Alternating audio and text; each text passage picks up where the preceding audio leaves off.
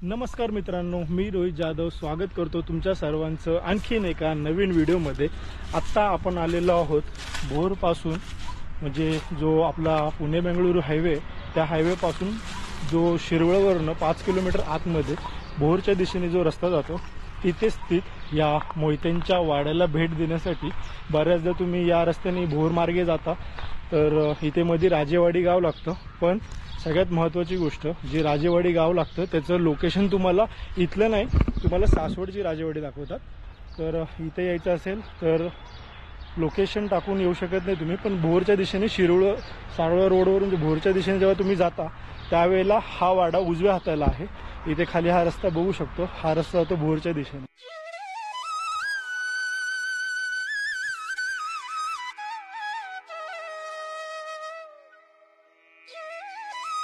दुसरी महत्त्वाची गोष्ट, या वाड्यांवरती ज्या वेळेला तुम्ही प्रवेश करता, तुम्ही बरेचसे यूट्यूबचे व्हिडिओ बघून येता, पण ते लोक सांगत नाही या वाड्यांमध्ये एंट्री नाहीये।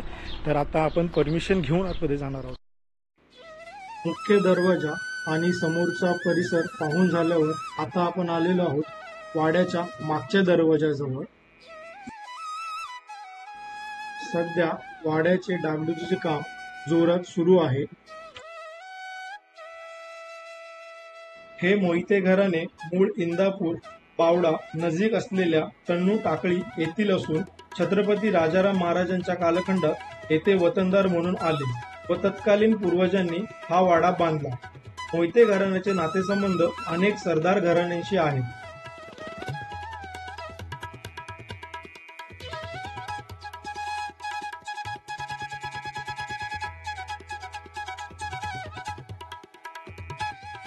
छत्रपती शिवाजी महाराज यांच्या स्वराज्य स्थापनेत अनेक घराण्यांनी योगदान दिले आहे।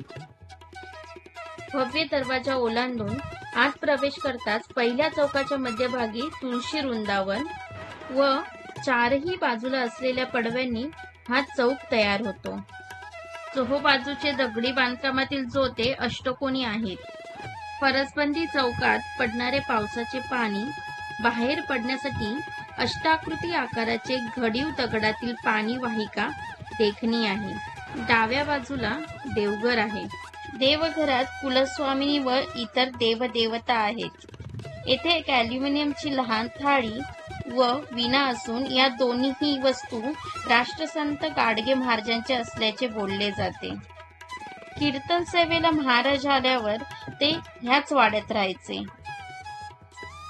दरवाजाच्या अगदी मागच्या बाजूला दुसऱ्या मजल्यावर जाण्यासाठी जिना आहे। सध्या एक बाजूचा जिना हा बंद करण्यात आला आहे।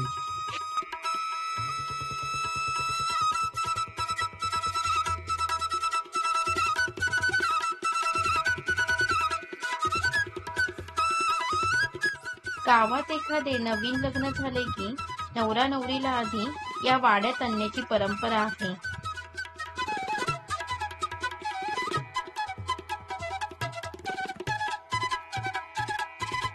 हा वाडा जवळपास 250 वर्ष जुना आहे।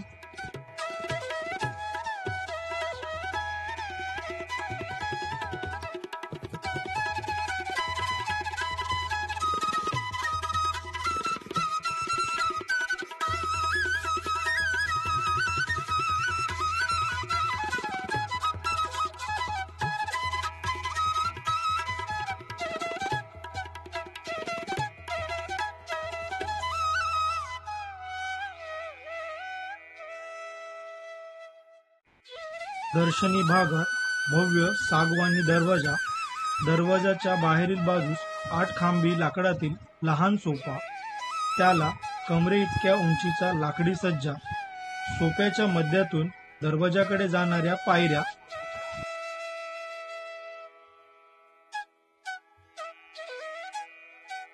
हा आहे वाड्याचा मुख्य दरवाजा, पूर्ण सागवानात बनवलेला आणि जी नक्षी आहे ती गोल सुळ्या असणारी आहे।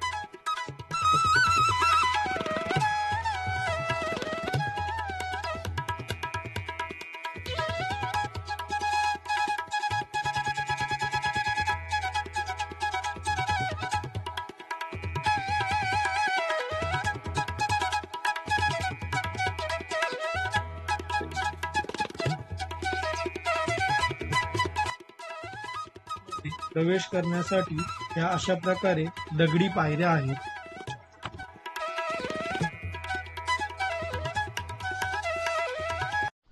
तर या रस्त्यावरून आत आल्यानंतर इथून हा असा वरती रस्ता जाण्यासाठी आहे. हा वाडा 3 मजली आहे आणि काही काळापर्यंत यांचे वंशज इथे राहत होते. आता त्यांनी इथे नवीन वाडा बांधलाय कारण की या वाड्याची आता डागडुजी चालू आहे. आता आपण जो मोहितेंचा जो वाडा आहे त्याचं ऐतिहासिक महत्त्व जाणून घेऊन आता बाहेर पडलो आणि आपण आता परत शिरवळच्या दिशेने चाललोय. आणि जिथपर्यंत मला माहिती मिळाली की या वाड्याचं थोडंसं डागडुजीकरण चालू आहे आणि आशा अशी आहे की डागडुजीकरणाच्या नंतर यांनी हा वाडा सर्वसामान्यांसाठी खुला करावा कारण की हा आपला इतिहास आहे.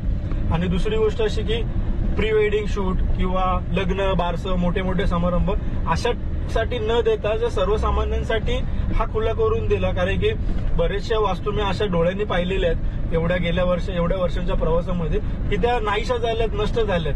पण जर त्या ठिकाणी जर अशा काही गोष्टी केल्या की बर्थडे प्री वेडिंग किंवा शूट करणं तर ते थोडंसं चुकीचं वाटतं कारण की हा आपला इतिहास आहे आणि मोहिते घराण्यांचं छत्रपती शिवाजी महाराजांसाठी स्वराज्यासाठी खूप मोठं असं अमूल्य असं योगदान आहे. सो की हा वाडा सर्वसामान्यांसाठी डागडुजी नंतर खुला करण्यात यावा. खरं तर हा एक ऐतिहासिक वाडा आहे. याची डागडुजी होणं गरजेचं आहे पण डागडुजी झाल्याच्या नंतर सर्वसामान्यांसाठी हा वाडा खुला करून देणं किंवा इथे टुरिस्ट अट्रॅक्शन आहे त्यामुळे आपला इतिहास लोकांपर्यंत पोहोचणं गरजेचं आहे. म्हणून जर डागडुजी नंतर जर हा वाडा खुला करण्यात आला तर अतिउत्तम होईल. लवकरच भेटूया आणखीन एक नवीन व्हिडिओ सोबत. तोपर्यंत धन्यवाद. जय शिवराय.